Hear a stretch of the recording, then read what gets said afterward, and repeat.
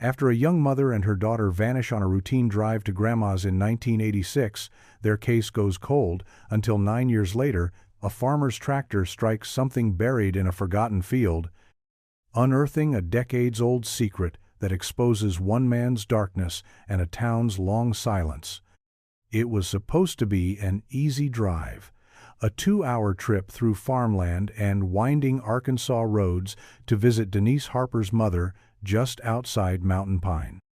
It was a Friday afternoon in May of 1986, and Denise had packed the Buick Skylark with a cooler of sandwiches, Lily's favorite picture books, and a wrapped gift for her mom's birthday.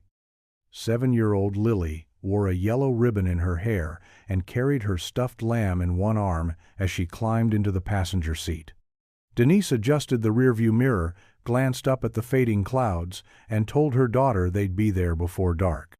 They never arrived. By 9 that night, Denise's mother had called everyone she could think of. First Denise's ex-husband, then friends, then eventually the Garland County Sheriff's Department. By midnight, deputies were dispatched to trace the likely route. Her mother kept her porch light on and sat outside in a cardigan with a mug of tea that went cold in her hands. She couldn't shake the feeling that something had gone very wrong. The Buick was last seen at a gas station on Route 39, where Denise had asked the cashier for directions.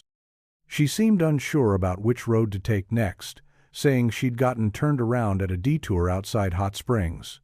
The cashier remembered the little girl clearly. Lily had tried to hand him a flower she'd picked from the gravel near the pump. That was the last confirmed sighting. By Saturday morning, search teams were combing ditches and pulling over passing cars. They found nothing. No signs of skid marks, no debris, no witnesses who remembered seeing anything strange. The Skylark hadn't been reported stolen, and Denise had no known enemies, debts, or legal trouble.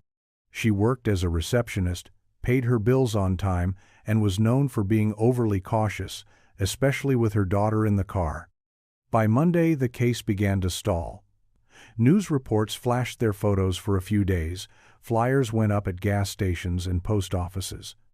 Tips came in from as far away as Louisiana and Missouri, each one leading to a dead end. The road to Grandma's house had swallowed them whole. And for the next 9 years, not a single new clue would surface, until a farmer's tractor caught on something that wasn't supposed to be buried beneath the soil. Grandma Eleanor had waited by the phone that entire weekend in 1986, calling hospitals and highway patrol stations, hoping each ring would bring good news. Instead, days blurred into weeks, and the search slowly dissolved into silence. Denise and Lily's names still sat on missing persons registries, but the urgency faded. No wreckage was found, no body. No trace of the Skylark. It was as if the earth had simply opened up and taken them.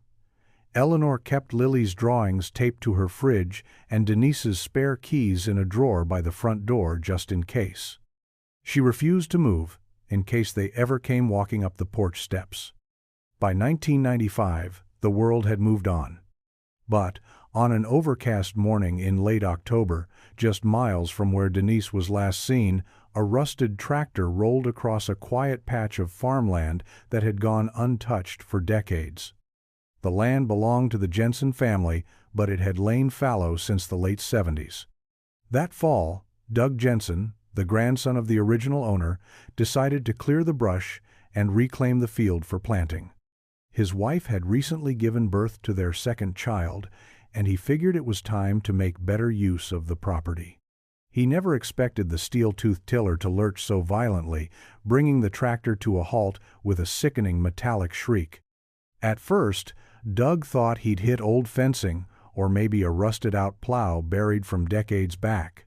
But when the tractor groaned to a halt with a metallic shriek, he climbed down and brushed the dirt away with the toe of his boot. What surfaced wasn't scrap or farm equipment, it was a section of curved metal, smeared with rust and coated in hardened clay. Faded powder blue paint clung to it in flaking strips. The shape was too smooth, too deliberate. It looked like the rear bumper of an old car, half submerged in the earth and angled down as if the whole vehicle had been driven into the ground and forgotten. Doug froze, heart racing. then pulled out his phone and called the sheriff's department without saying much, just that he'd found something he couldn't explain. The responding deputy arrived within the hour and radioed for backup before kneeling beside the exposed metal. He ran his flashlight across the dirt-packed seam between bumper and body, revealing the ghost of a license plate, its numbers barely visible through rust. Just beneath it, half swallowed by mud, sat a tiny object out of place in the silence of the field, the dulled brass buckle of a child's shoe. News traveled fast. By nightfall, the field was wrapped in police tape, floodlights were brought in, and forensic teams began the painstaking process of unearthing a vehicle that hadn't seen daylight in nearly a decade. The number on the plate matched Denise Harper's missing Buick. Deputies worked through the night under buzzing halogen lights as the wind whipped across the open field, carrying the scent of tilled earth and old decay. What they uncovered was unmistakably a car, deeply buried and wedged into the clay like someone had wanted it hidden forever. The roof was crushed in slightly, the windows long since shattered, and the tires had nearly rotted away. It had taken years for roots and soil to settle so thickly over it that even a satellite photo wouldn't have raised suspicion. But now, in the cold light of October, the truth was being peeled back one layer at a time. The vehicle was confirmed as a 1978 Buick Skylark, light blue with a white vinyl roof, the same model registered to Denise Harper. The last time anyone had seen her, she was filling it with gas, Lily in the passenger seat, both of them unaware they were being watched. The news hit the sheriff's department hard. Some of the older deputies had worked the case when it first broke, back when they still believed the car had gone off a back road or slid into some remote ravine. Seeing it here, buried in a field that had once belonged to a reclusive landowner no one had thought to question, made something settle heavily in their chests. By the second day, a forensic team arrived from Little Rock with ground-penetrating radar and cadaver dogs. The team began a careful excavation, starting from the trunk. It had been forced shut with rusted chains, which took nearly an hour to remove. When it finally creaked open, investigators found a small pile of fabric, brittle with age. Denise's handbag sat just beneath it, the strap torn. Inside was her license, faded receipts, a compact mirror, and 2 half-melted tubes of lipstick. Tucked into the corner was something smaller, a child's pink sneaker, curled inward from time and pressure. It was a size 1. There were no remains in the trunk, only silence and the evidence of a struggle, but to everyone on site, the message was already clear. Denise and Lily had never made it out of this field. The question now was who put them here, and how they'd kept it secret for so long. The news broke quietly at first, just a few lines in the local paper about a vehicle discovered in a Jensen family field, but as soon as Denise Harper's name appeared in connection with it, phones began ringing. By the time Eleanor Harper received the call from the Garland County Sheriff's Department, reporters were already gathering at the edge of the property, pointing cameras toward the tractor tracks and yellow crime scene tape fluttering in the breeze. Eleanor didn't speak for several seconds. The voice on the other end waited patiently until she finally asked if they had found her daughter's body. The deputy didn't answer right away, only said, "We found the car, ma'am. We're still working through what's inside." Eleanor drove to Mountain Pine that same afternoon, hands shaking on the steering wheel. She hadn't made that drive in years.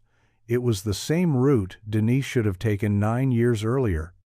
Every road sign felt heavier, every curve in the road lined with ghosts. When she arrived, a young deputy escorted her past the press and into a small white tent set up at the dig site. He offered her a seat and a bottle of water, but she ignored both. All she wanted was the truth, no matter how long it had taken to reach her. The lead investigator, a seasoned detective named Ray Coulter, explained that the vehicle was heavily degraded but unmistakably matched the one Denise was last seen driving. Her personal effects confirmed it.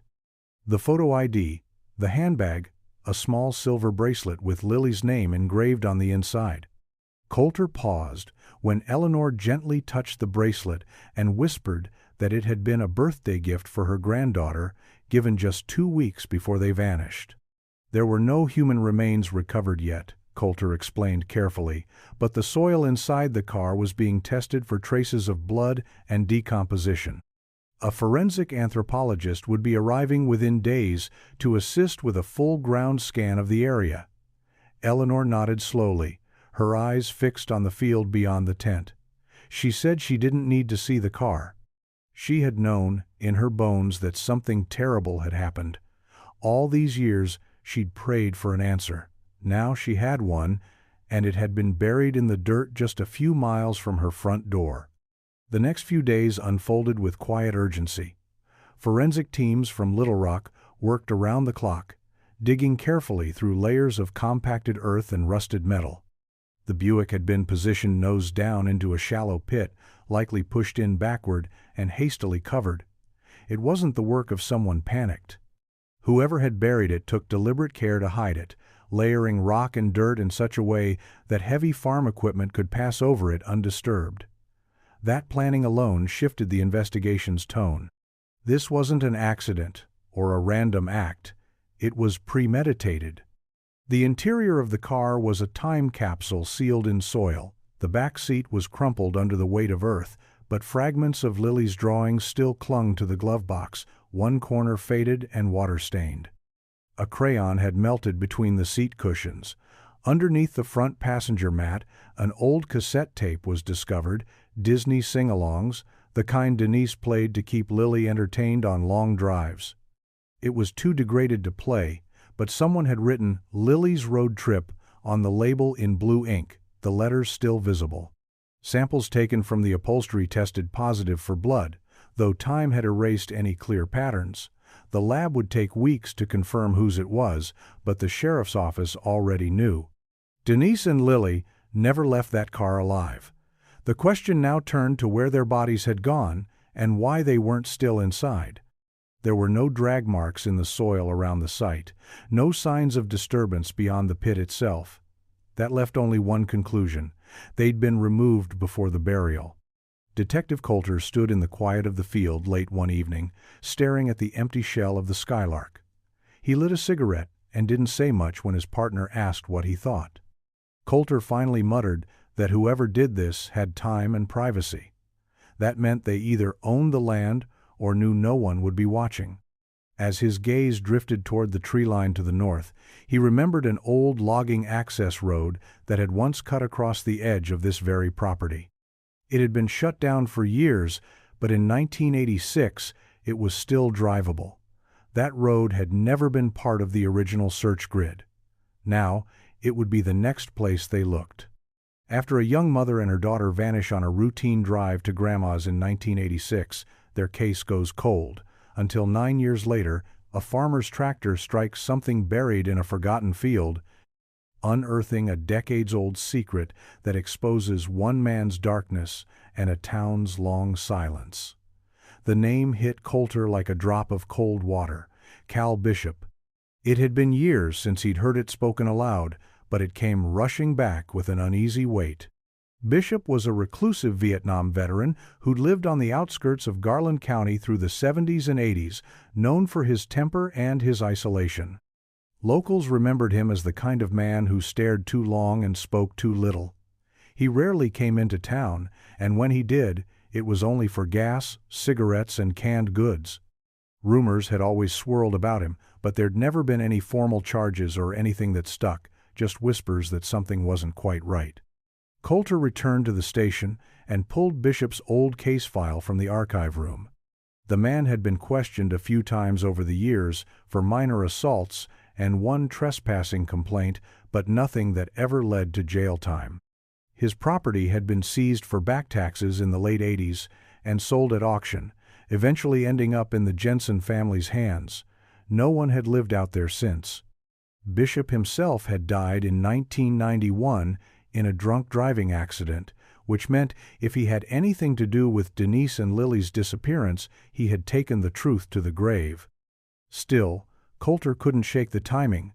The last confirmed sighting of Denise was just miles from the edge of Bishop's land. The access road cut straight across his former property, connecting the gas station to the very field where the Buick had been buried. It was too precise to be coincidence. Coulter sent a request to examine what remained of Bishop's house, a sagging, weather-beaten shack that still stood on the northern edge of the old parcel. Most people assumed it had been bulldozed, but a deputy confirmed it was still there, swallowed by the forest and mostly forgotten.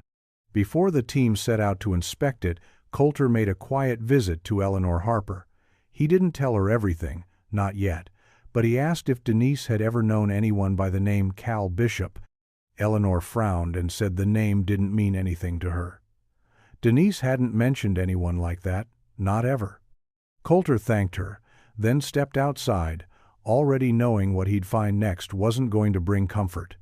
The house stood exactly where the deputy said it would, hunched and rotting beneath a thicket of vines and overgrowth like something nature had tried to erase. The front steps had collapsed inward and the screen door dangled from a single hinge. The wooden siding was gray and splintered, the windows dark and smeared with mildew. Detective Coulter stepped carefully through the front doorway, flashlight sweeping across the interior. It was a single-story layout, small and narrow, with just enough space for one man to live in quiet seclusion. The air inside was dense with mold and dust, the smell of long-forgotten decay clinging to every surface. He passed through a narrow kitchen with rusted appliances and broken dishes scattered across the counter. The living room still held a recliner facing a dead television, its screen shattered.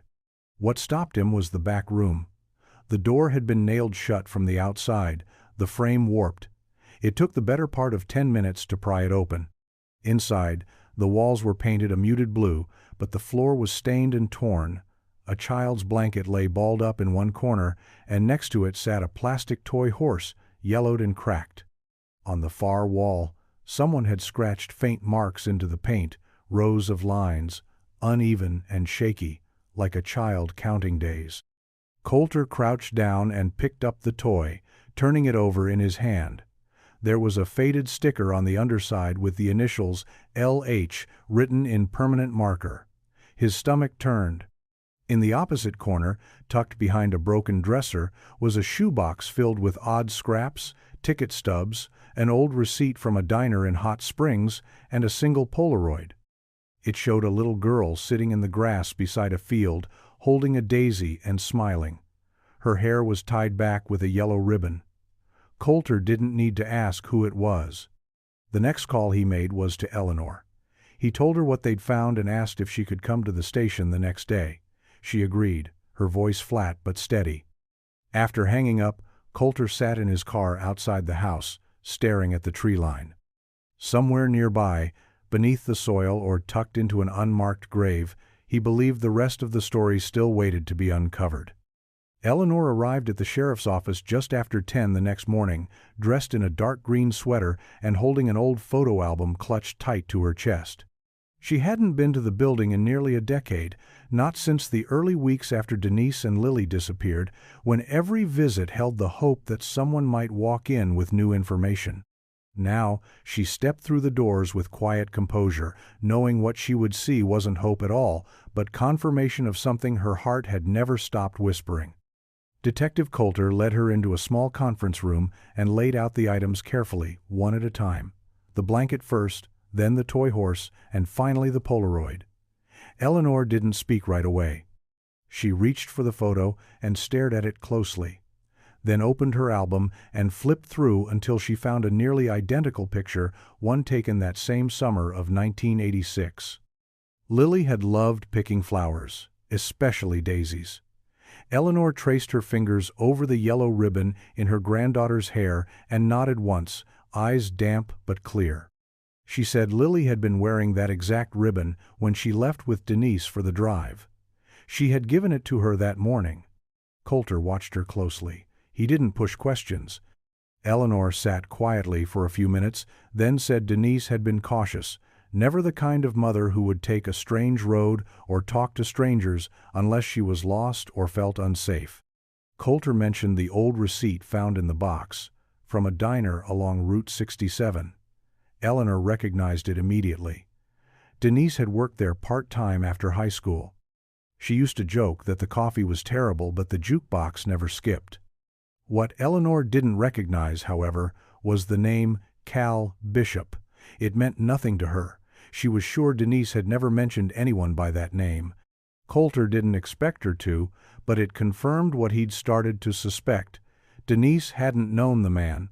Whatever happened that day wasn't the result of a planned meeting or a personal grudge. It was random. Or opportunistic. And that made it all the more chilling. Someone had seen a young mother and her child on a back road and decided, without warning or reason, to steal everything from them.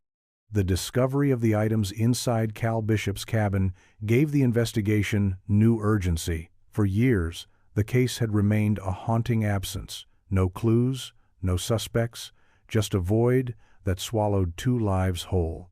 But now, with physical evidence placing Lily at that house and the Buick buried less than a mile away, the focus narrowed.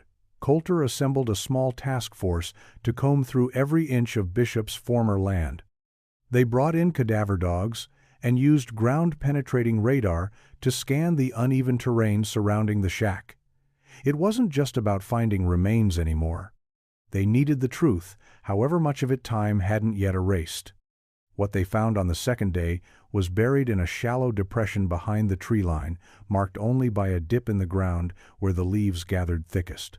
The dogs alerted quickly, and within hours, the team unearthed scraps of clothing, a child's barrette, and what appeared to be a small bone. Work slowed to a crawl. A forensic anthropologist was flown in from Little Rock to oversee the recovery. The soil was sifted by hand. Nothing was rushed. This was no longer just an investigation. It had become sacred ground. Coulter stood at the edge of the dig, arms folded, watching the team in silence. He didn't need lab results to tell him what he already knew. The barrette was yellow, shaped like a butterfly. Eleanor had described one just like it during their last conversation, said it was Lily's favorite. She used to clip it into her bangs every morning before school. Coulter imagined Denise, kneeling in front of her daughter, smoothing her hair back, not knowing it would be the last time. As dusk settled in, floodlights were brought in to extend the work into the evening. One of the deputies, young and new to the force, had tears in his eyes as he carried a small evidence bag to the command tent. Everyone there felt the weight of what was being uncovered. This wasn't just solving a case, it was stitching together a tragedy that had never healed. Back in town, word spread quickly. The Harper case, long whispered about in diners and living rooms, was no longer a mystery. It was a horror with roots in familiar soil, and its resolution had finally begun to rise from the ground. The remains were transported to the state crime lab under heavy cloud cover, the sky gray and low as if mirroring the weight of what had just been uncovered. Forensic specialists would later confirm what everyone on the scene had already accepted. The fragments belonged to a child between 6 and 8 years old, consistent with Lily's age at the time she vanished. Dental records, though degraded by time, were enough to seal the identification. The barrette, the child's sneaker found in the car, and the photo from Cal Bishop's cabin had already drawn a line through time. Now that line had a name and a face. The confirmation hit Eleanor harder than she expected. She had carried the ache of not knowing for so long that finality felt foreign. The sheriff's office called her the moment the lab results came in. Coulter spoke to her gently, as always, and said they were still analyzing other fragments recovered from the site, but the most important answers had arrived. Eleanor thanked him, her voice thin but composed, and hung up the phone. Then she sat by the window for over an hour, staring at the wind brushing through the maple trees, unable to decide if she felt relief or just another kind of grief. Back at the old Bishop property, the search continued. More bones were recovered, smaller pieces this time, scattered and fragile. Near one of the deeper pockets of disturbed earth, investigators found remnants of what used to be a purse. Inside was a compact mirror, shattered, and the rusted remains of a key ring. One key matched the Buick Skylark. Another, older and heavier, bore the name River Valley Storage etched faintly into the side. Coulter pocketed it with a frown. That name hadn't come up in any part of the investigation before. He called the number listed for the facility and learned it still operated under the same name, just one county over. Records were spotty before the 90s, but the manager agreed to pull old ledgers. Coulter didn't say what he was looking for, only asked them to call if anything under Cal Bishop's name, or a fake one that might seem suspicious, ever came up. He hung up the phone slowly, the weight of each new answer pressing heavier than the last. Some truths were buried deeper than bodies. The call from River Valley Storage came 2 days later. The manager, a man named Ed Hawley, had gone through a stack of old paper records stored in a filing cabinet that hadn't been opened in years. Among the faded receipts and handwritten contracts was a rental agreement from April 1986. It listed the name C.R. Bishop and a P.O. box from Garland County. The unit had been paid for in cash, month to month, until late 1990. After several missed payments, the contents were seized and auctioned off. No records remained of who had purchased the items or where they'd gone. Coulter stood in silence on the other end of the line as Ed explained this. He asked if any of the storage facility's old unit numbers still matched the original layout. Ed said most of them did. Unit 18 was the one Bishop had rented. It was now used by a local landscaping company. Coulter asked for the name and address, then thanked him and hung up. He didn't speak for a few moments. Something about that storage unit, its timing, its proximity to the burial site, the key hidden with Denise's things, gnawed at him.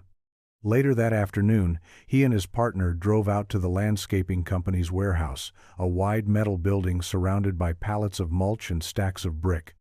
The manager, a man in his 60s with sun-leathered skin, showed them the unit without hesitation. It had been cleaned out years ago, he said, probably right after they took it over. But he recalled finding something strange during the initial cleanout. In a corner, beneath some rotted tarps, had been an old toy chest, sealed shut with nails.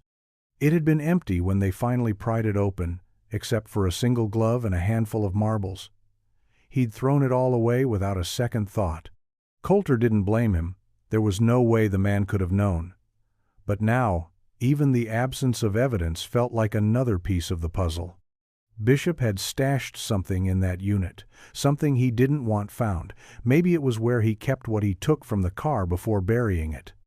Or maybe it had been a place to return to, long after the world assumed Denise and Lily were gone for good. Either way, the shadow Bishop left behind was growing darker by the day. Coulter returned to the cabin the next morning, this time with a forensic team and a structural engineer. The house was in worse shape than they'd realized. Years of storms and neglect had left the roof sagging in the back, and floorboards in the hallway were hollowed with rot. But there was still one part of the structure they hadn't examined closely, the root cellar. It was accessible through a warped hatch near the back of the kitchen, partially covered by an old rug and rusted chair. The hinges groaned as they pried it open, revealing a narrow wooden staircase that vanished into blackness. The air that rose up was damp and still, with the scent of mildew and something older, heavier. Coulter descended slowly, flashlight cutting a path through the dust. The space below was cramped and low-ceilinged, with stone walls and a dirt floor. Shelves lined two sides, cluttered with mason jars, rusted tools, and old cans of food that had long since spoiled. In the far corner, beneath a sheet of plastic weighed down by bricks, was a mound of disturbed earth. The team moved carefully, documenting everything before even lifting a single brick. Once the plastic was pulled away, it became clear that the mound had been dug out and filled back in. The dirt was loose and darker than the surrounding soil. They began to excavate by hand, inch by inch, brushing aside layers of compacted dust and small stones. What emerged first was a section of faded cloth, floral, likely from a dress, then a shoe, larger than a child's, with the sole curled upward from time. Finally, the curve of a human skull. The remains were fragile and incomplete, but unmistakably adult. They had found Denise, just feet below where her child's belongings had once been stored upstairs, hidden away in a cellar that no one had entered in years. Coulter stood at the top of the stairs, watching the scene unfold below. The silence in the cabin felt different now, as if something that had been clenched tight for 9 years had finally let go. There were still questions that might never be answered, still moments of terror they could only imagine. But piece by piece, the story was surfacing, and Denise Harper was no longer lost. Coulter returned to the cabin the next morning, this time with a forensic team and a structural engineer. The house was in worse shape than they'd realized. Years of storms and neglect had left the roof sagging in the back, and floorboards in the hallway were hollowed with rot. But there was still one part of the structure they hadn't examined closely, the root cellar. It was accessible through a warped hatch near the back of the kitchen, partially covered by an old rug and rusted chair. The hinges groaned as they pried it open, revealing a narrow wooden staircase that vanished into blackness. The air that rose up was damp and still, with the scent of mildew and something older, heavier. Coulter descended slowly, flashlight cutting a path through the dust. The space below was cramped and low-ceilinged, with stone walls and a dirt floor. Shelves lined two sides, cluttered with mason jars, rusted tools, and old cans of food that had long since spoiled. In the far corner, beneath a sheet of plastic weighed down by bricks, was a mound of disturbed earth. The team moved carefully, documenting everything before even lifting a single brick. Once the plastic was pulled away, it became clear that the mound had been dug out and filled back in. The dirt was loose and darker than the surrounding soil. They began to excavate by hand, inch by inch, brushing aside layers of compacted dust and small stones. What emerged first was a section of faded cloth, floral, likely from a dress, then a shoe, larger than a child's, with the sole curled upward from time. Finally, the curve of a human skull. The remains were fragile and incomplete, but unmistakably adult. They had found Denise. Just feet below where her child's belongings had once been stored upstairs, hidden away in a cellar that no one had entered in years. Coulter stood at the top of the stairs, watching the scene unfold below. The silence in the cabin felt different now, as if something that had been clenched tight for 9 years had finally let go. There were still questions that might never be answered, still moments of terror they could only imagine. But piece by piece, the story was surfacing, and Denise Harper was no longer lost. The autopsy results confirmed what most already suspected. Denise Harper had died from blunt force trauma to the head.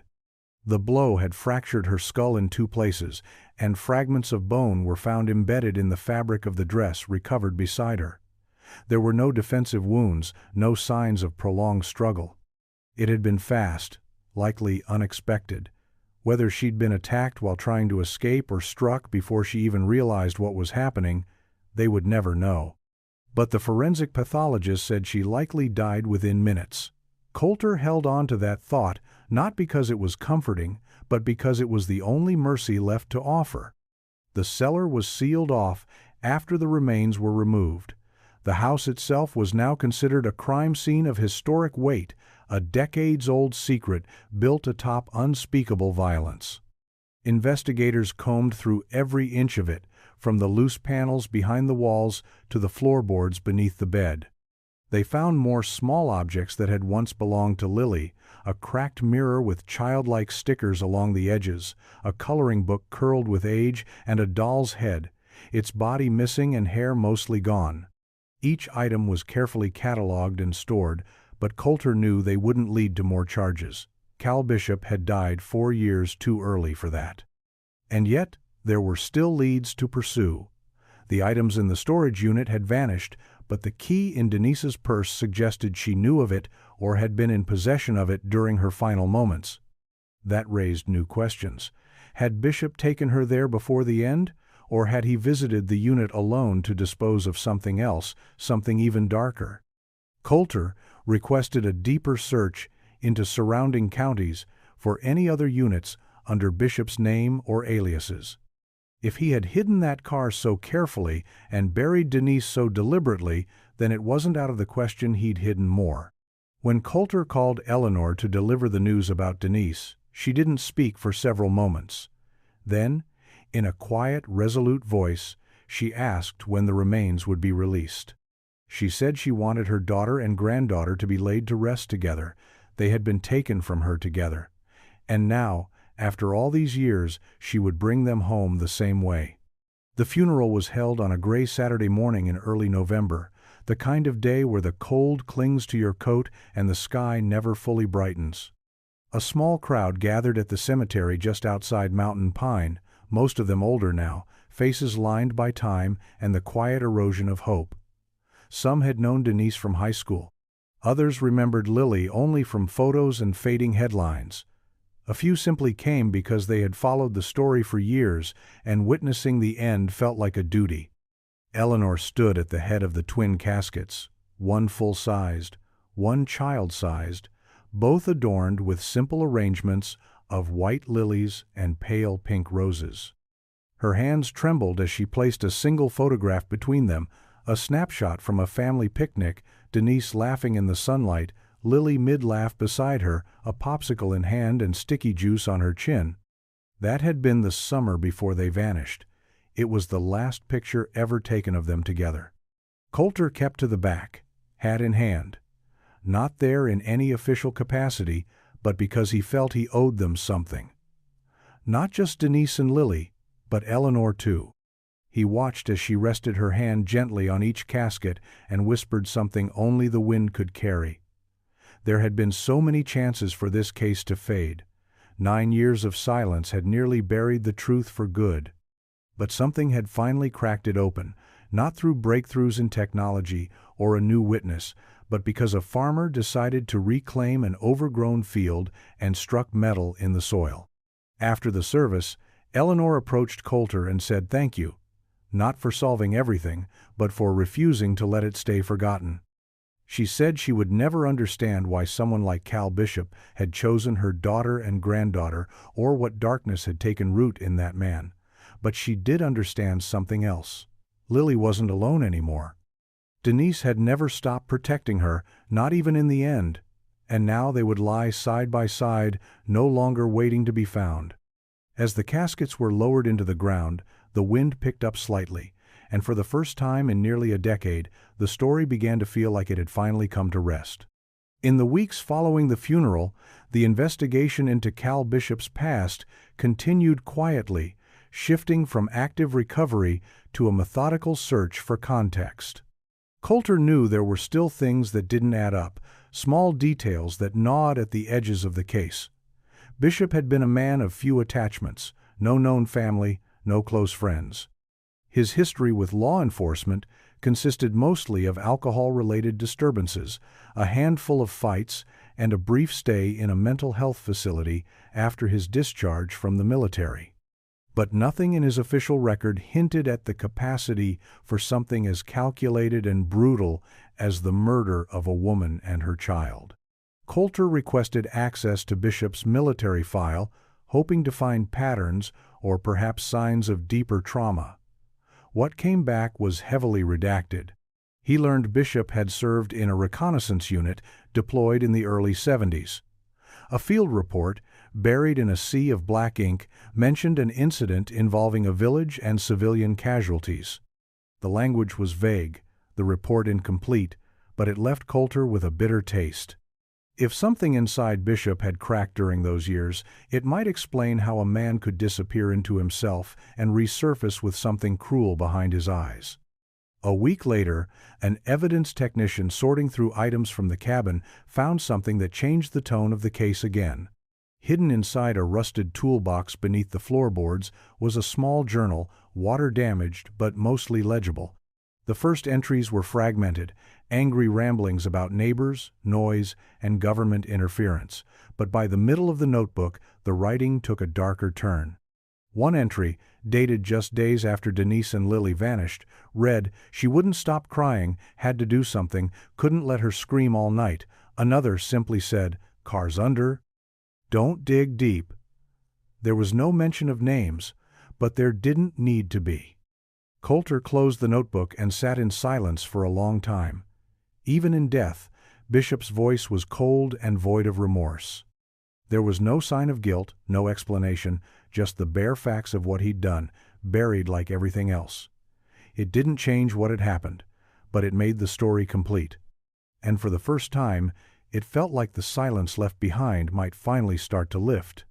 Winter crept in slowly that year, the first frost settling across the fields where the Buick had been buried, now marked off with wooden stakes and thin yellow rope.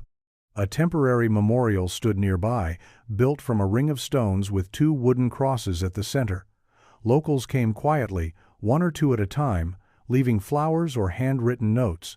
Most of them had never met Denise or Lily, but they remembered the fear that hung over the town back then, the whispered warnings about traveling alone, and the constant wondering about what had really happened. Now they had the answer, and it left behind a different kind of silence. At the sheriff's office, Coulter spent his evenings finishing the final report, piecing together the timeline that had once felt impossible to unravel. Denise had likely taken the wrong road, trying to avoid traffic on the main highway. Bishop, either by chance or design, had been waiting at the edge of that route. Whether he flagged her down or simply blocked the path, there was no telling. What was clear was that she never stood a chance. The attack was sudden, the burial deliberate, the effort to conceal it almost obsessive, and Lily, for reasons that chilled everyone who read the report, had likely been kept alive for some time afterward. That detail haunted Coulter more than anything else. The journal's cryptic phrasing hinted at prolonged captivity, but the timeline remained murky. The entries had stopped abruptly, with no mention of disposal, no moment of confession, just silence. Bishop had written as though what he'd done didn't require explanation. As if, to him, it never had. Eleanor visited the field once, just before Christmas. Coulter had offered to go with her, but she declined. She stood there alone in the wind, coat buttoned high against the cold, and knelt to place a small wreath by the crosses. It had 2 names tied to it with a red ribbon. She stayed only a few minutes, but when she left, she didn't look back. Some stories don't end with justice served or a clean conclusion. Sometimes they end with a hole in the ground and the stubborn resolve to remember. And that, more than anything, was what Eleanor had decided to carry forward. As the year edged toward its close, the town of Mountain Pine settled back into a rhythm that felt almost familiar, though something beneath it had changed. The Harper case had become part of the local fabric over the years, whispered about in diners and mentioned quietly during late-night drives. Now, with answers finally unearthed and the worst of the unknowns dragged into the light, those whispers had taken on a different tone. They were no longer guesses or ghost stories. They were acknowledgments of grief, of sorrow shared by a whole town that had held its breath for nearly a decade.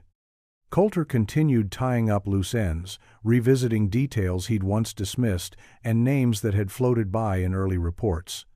He returned to the gas station, where Denise had last been seen, now under new ownership, but still standing at the same dusty crossroads. The current clerk had no memory of the case, but an older mechanic in the back remembered the day clearly. He had been a teenager then, sweeping floors and patching tires, but he never forgot the look on Denise's face when she came in asking for directions. She was flustered, he said, polite but uncertain, as if she already knew she'd taken the wrong turn. He recalled a man standing by the payphone just outside the window, tall and expressionless, who walked away as Denise pulled out of the lot. The memory was thin, and time had chipped at its edges, but Coulter made a note of it anyway. Bishop had no car registered in his name in 1986, but he'd been known to walk long distances, and his property wasn't far from that station. Whether he followed her or waited ahead, the outcome was the same. Coulter visited the field one last time before the end of the year. Snow had dusted the tall grass, softening the outlines of the earth where the Buick had been pulled out. The wooden crosses remained, weathered now but still standing. He walked out alone, not to investigate, but simply to acknowledge the ground where the story had turned. Not every case gave you that. Some were left with gaps that never closed, but here, at least, there was resolution, as heavy and painful as it was. And for Denise and Lily, there was finally a place to be remembered. After the snow melted and the ground began to thaw, Coulter received a call from a retired deputy named Hank Corley. Hank had worked the original case back in 1986 and said he'd been following the news quietly, keeping up with every development. He didn't have new evidence, not exactly, but something had been bothering him. Back when Denise and Lily first went missing, he remembered getting an anonymous phone call late one night. The voice on the line was male, raspy, and hesitant, saying only that he'd seen a blue Skylark pulled over near the Bishop property.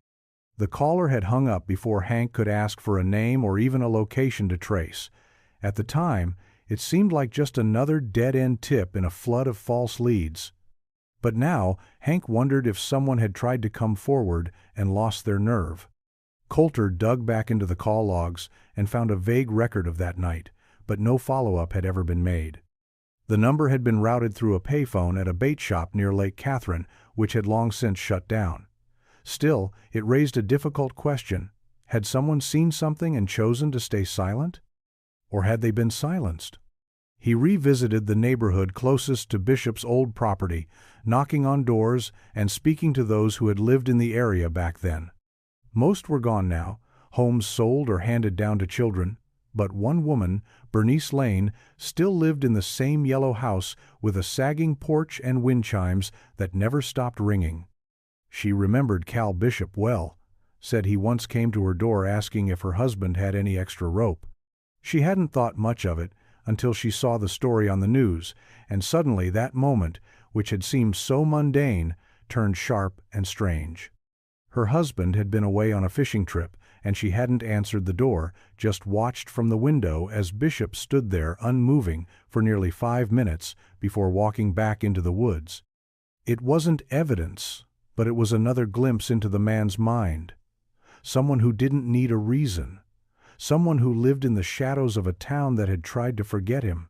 Coulter left her porch with a notebook full of half-memories and a growing certainty that the case, while closed, would never really stop echoing. Spring arrived gently that year, as if even the seasons understood the town needed something softer.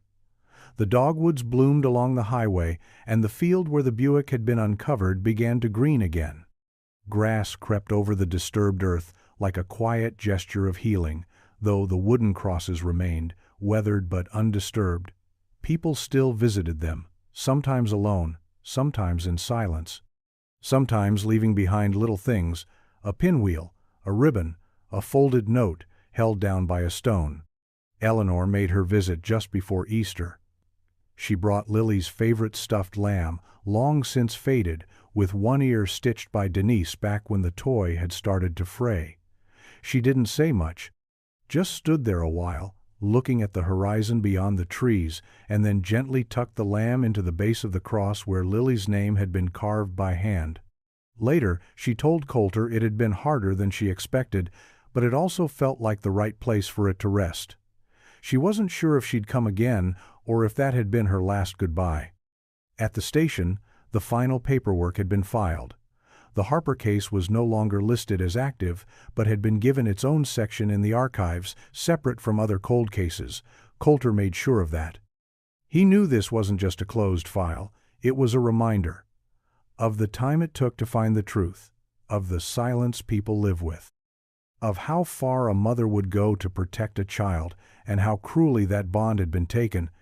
There was talk about turning the Bishop property over to the county, possibly razing what remained of the shack and fencing off the cellar as a protected site. Some wanted it gone altogether, erased from the landscape. But others, including Eleanor, believed it should stay, cleared, yes, and safe, but never forgotten. It wasn't just where Denise had died. It was where her story had finally spoken. Coulter agreed. Not every place of pain should vanish. Some need to stand, not as shrines to darkness, but as warnings, as memory, as truth that finally surfaced when the earth refused to keep it hidden. A few weeks after the county approved preservation of the site, a small crew was sent in to clear out what was left of the Bishop shack. The structure had collapsed in parts over the winter, the roof bowed in and floorboards sunken under their own weight. The cellar was carefully reinforced with steel supports and covered with a weatherproof enclosure, not to bury what had been found there, but to mark it in a way that ensured it could never be lost again. A plaque would be installed eventually. Something simple with names and dates, no dramatic language, just the facts of what happened. Coulter was there the day the last of the shack came down. He stood beside the preservation team as they worked, arms crossed, watching as the pieces were loaded into a flatbed truck bound for disposal. The place looked different now, almost stripped of its menace, though he knew better than to believe evil could be cleared out with a backhoe. What had happened here wasn't in the wood or the nails. It had lived in a man's mind, in silence, in the way people looked the other way for too long. As the team cleared brush behind the house, one of the workers found something wedged between the roots of a tree, an old tin lunchbox, rusted shut. Inside were scraps of newspaper, a melted flashlight, and a folded piece of cloth with cartoon elephants, faded nearly beyond recognition. Coulter recognized the pattern immediately. It matched a pair of pajamas listed in the original missing persons report. Lily had been wearing them the night she vanished. He took the box gently, placed it in the back seat of his car, and drove it straight to the station. No media, no press release, just a quiet addition to a case that would never really be complete. He logged the item personally, wrote the report by hand, and filed it in the same folder that now held Bishop's journal, the autopsy summaries, the property maps, and Eleanor's signed statement identifying the Polaroid. Together, they told a story too terrible to forget and too important to turn away from. Even after all this time, pieces were still surfacing, and every one of them carried the same message: someone had loved these girls, and someone had never stopped looking. By midsummer, the town had begun to breathe differently. The story of Denise and Lily Harper no longer lived in silence or speculation. It had a shape now, painful but defined, and it rippled through the community in subtle ways. A local teacher included their story in a lesson on compassion and awareness. A church held a candlelight vigil, not out of obligation, but from a shared sense of reckoning. Even the children, too young to remember the original disappearance, asked quiet questions when their parents paused at the roadside crosses on the way out of town. Eleanor received a letter from a woman in Louisiana who had followed the case for years. She had never met Denise, but she wrote about how her own daughter had vanished briefly in the early 90s, only for a few hours, but long enough to change everything. She said she lit 2 candles in her kitchen window the night she heard the Harpers had finally been found. One for the mother, one for the child. Eleanor read the letter twice and tucked it into a wooden box that now sat on her nightstand, filled with keepsakes and small gestures from strangers. Coulter, for the first time in months, allowed himself to step away from the case, not to forget it, but to return to the rest of his life. The investigation had taken something out of him, sharpened by years of frustration and long-buried guilt over what hadn't been found sooner. But as he walked past the evidence room one evening and saw the neatly labeled folders and artifacts, he felt something else. Not peace exactly, but gravity. The kind that keeps your feet on the ground when everything else wants to drift. He drove out to the field one more time near the end of June. The grass was tall again, swaying with the breeze, the sky above streaked with gold and lavender. He didn't stay long. Just enough to leave a small bouquet at the base of the wooden markers, wildflowers he'd picked from the roadside. No name, no note, just a gesture. Some endings are quiet like that. No applause, no answers tied in bows, just the land holding memory, and the people who refuse to forget.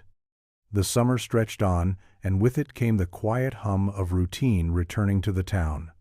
Life moved forward, but the space left behind by Denise and Lily remained, not as an open wound, but as a careful scar. One that people glanced at from time to time, not to reopen it, but to remind themselves what had once been nearly lost forever.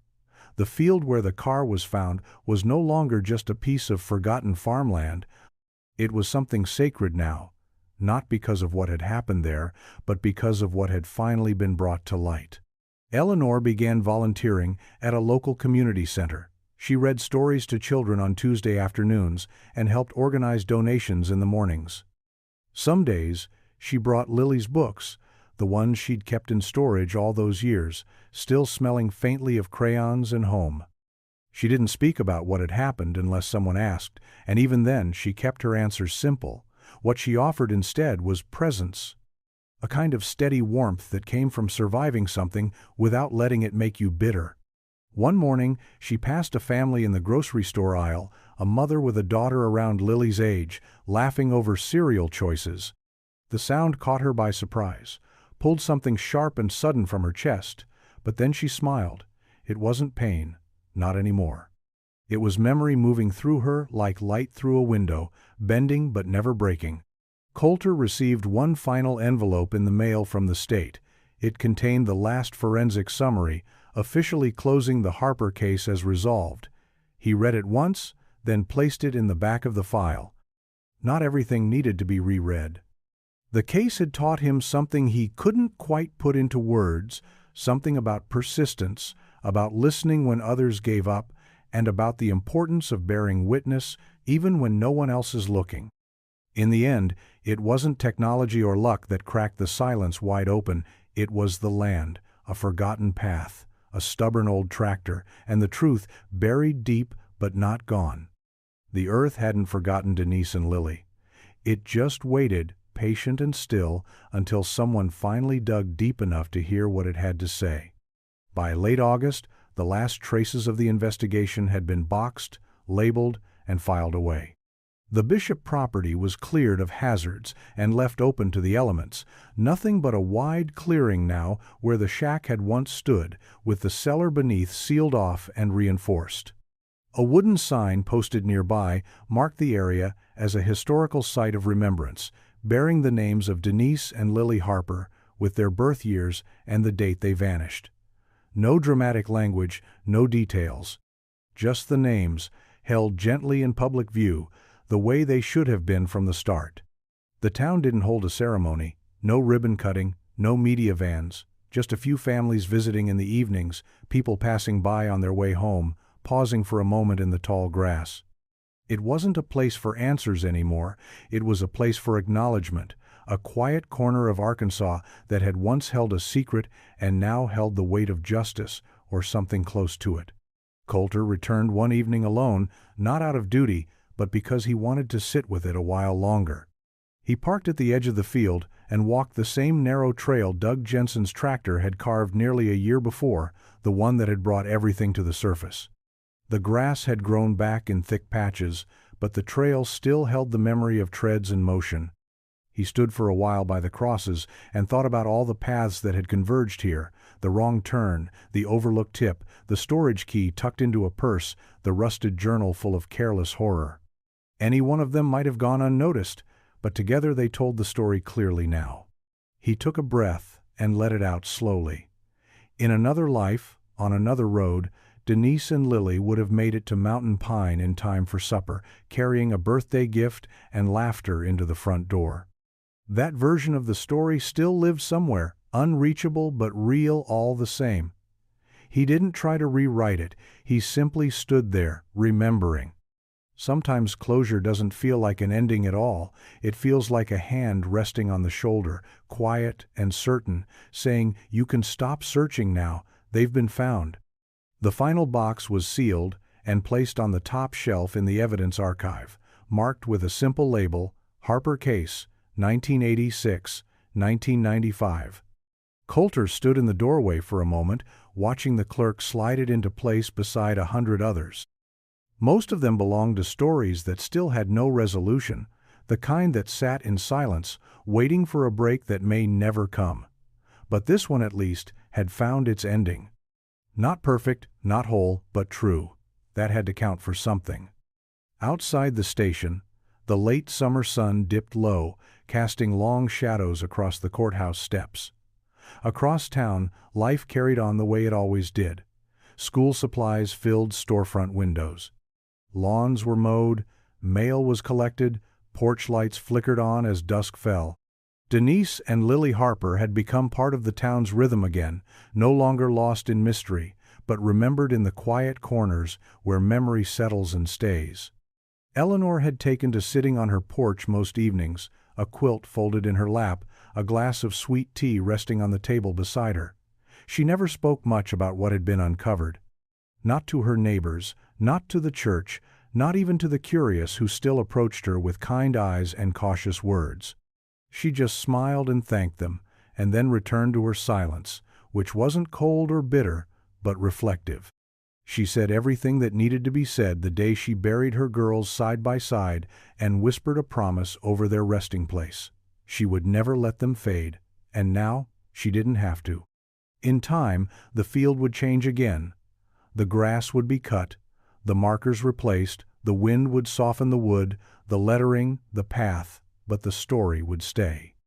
In the case files, in the memories, in the way strangers still paused at the roadside to read the names, and in the town that once held its breath for 9 long years.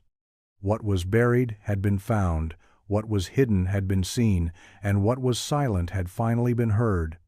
Not loudly, not all at once, but deeply enough that it would never be forgotten.